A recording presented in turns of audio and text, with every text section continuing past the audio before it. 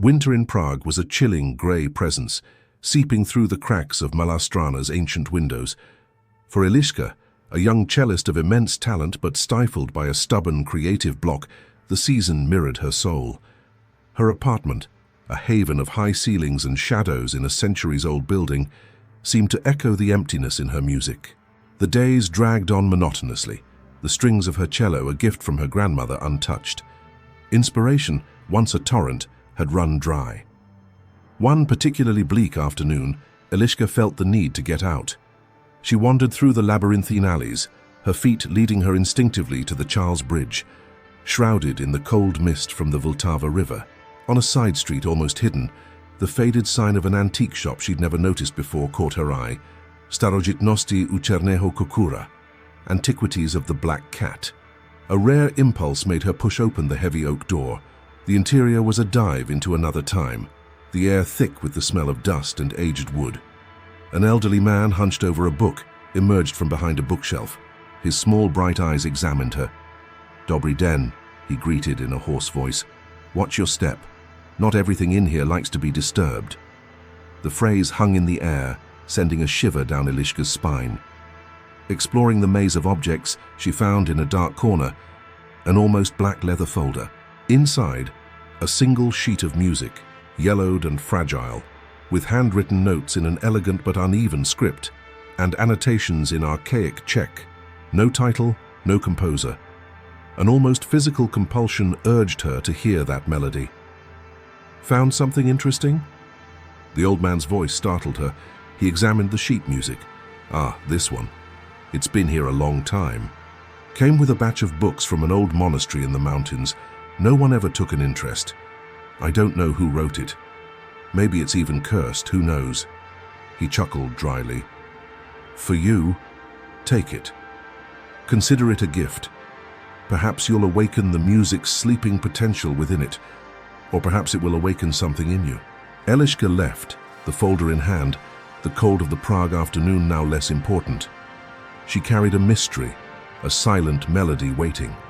Back in her apartment, snow falling outside, Eliska opened the folder. The first notes that sounded from her cello were strange, dissonant, yet held a melancholic, unsettling beauty. The air in the room seemed to thicken, shadows stirred. She stopped playing, heart racing, the feeling of not being alone lingering. In the following days, she dedicated herself to the score with an obsessive intensity. The melody seeped into her mind. She heard it even when away from her instrument, in fragments whispered by the wind, in echoes in the conservatory corridors, in vivid, disturbing dreams. Her creative block had vanished, but a somber restlessness took its place. The music was powerful, but it carried an ancient sadness, a contained rage. Her mood became volatile, pushing friends away. One night, while practicing, the lamp flickered and died. She heard a creak in the hallway. When the light returned, her bedroom door, previously closed, was ajar. For an instant, she saw a dark shadow slink away. The air grew colder, and a faint smell of mold and damp earth, reminiscent of the antique shop, filled the room. The melody began to haunt her through the streets of Prague, fragments echoing from the alleys, in the murmur of the Vltava River. Her social isolation deepened. The apartment, once a sanctuary, became a prison. Strange phenomena became frequent. Candles extinguished themselves, doors creaked. The floorboards groaned under unseen footsteps. The smell of mold and old incense was constant. One afternoon, she found her grandmother's diary. In an old entry, her grandmother mentioned a visit to a peculiar antique shop and a similar score, one that filled her with deep unease, a music that seemed to carry an ancient and dangerous sorrow. She had decided against buying it. The resemblance was terrifying. Eliska had brought the danger into her home. Obsession mingled with a growing fear. She tried to stop playing, but it was useless. The melody was already in her. The presence in her apartment grew stronger, more insistent. Small objects fell from shelves. One night, she awoke to the sensation of icy fingers brushing her face. The music was no longer just something she heard. It was becoming part of reality. Objects levitated briefly. Shadows in the corners of her eyes lingered, taking on vaguely humanoid forms. Her physical appearance deteriorated. deep dark circles, pallor, haunted eyes.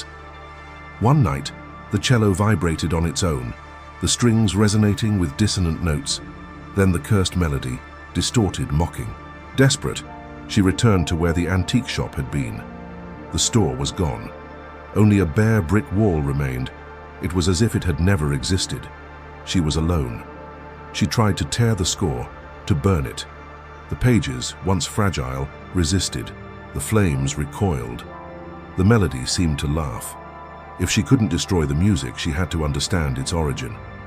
The mention of the old monastery in the mountains was her only clue. She delved into the archives of the Clementinum library, poring over dusty tomes on Bohemian folklore and musical legends. In a nearly disintegrated manuscript, she found the story of Libor, a 17th century composer, a recluse in a monastery, obsessed with creating a melody capable of animating the inanimate and commanding spirits. His forbidden music was cursed, able to imprison the soul of whoever played it and awaken a dark entity. That night, returning to her apartment, the presence was almost palpable. In the dark reflection of the window, she saw for an instant the image of a tall, gaunt man with sunken eyes and an expression of suffering and malice. Libor. The melody in her mind became a scream. The confrontation was inevitable. The night arrived with a furious snowstorm. Eliska chose the Prashna Brana, the Powder Tower, for the showdown. She carried her cello and the score, which seemed to burn in her hands. At the top of the tower, a circular room with narrow windows offered a ghostly view of the snow-covered city. The wind howled. She placed the score on a window ledge.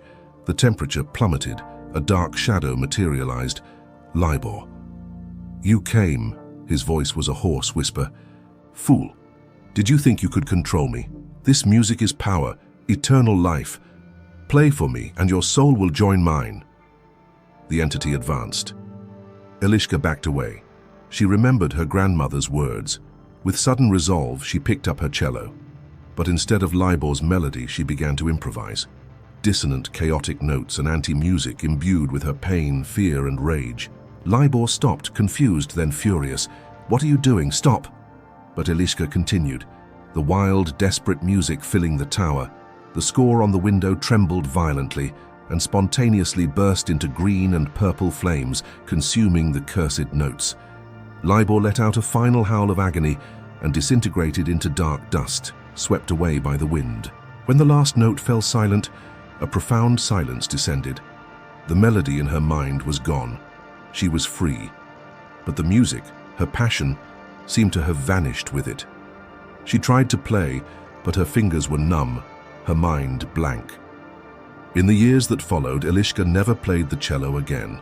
Prague remained beautiful, but for her, it would always carry the echo of that melody. Sometimes on winter nights, she wondered if Libor was truly gone, or if the cursed music still existed somewhere, waiting for another unsuspecting soul. The silence in her life was both a blessing and a curse. So, what did you think of Eliska's story? Drop your comments below and don't forget to tell us what country you'd like to hear a spooky legend from in the next video.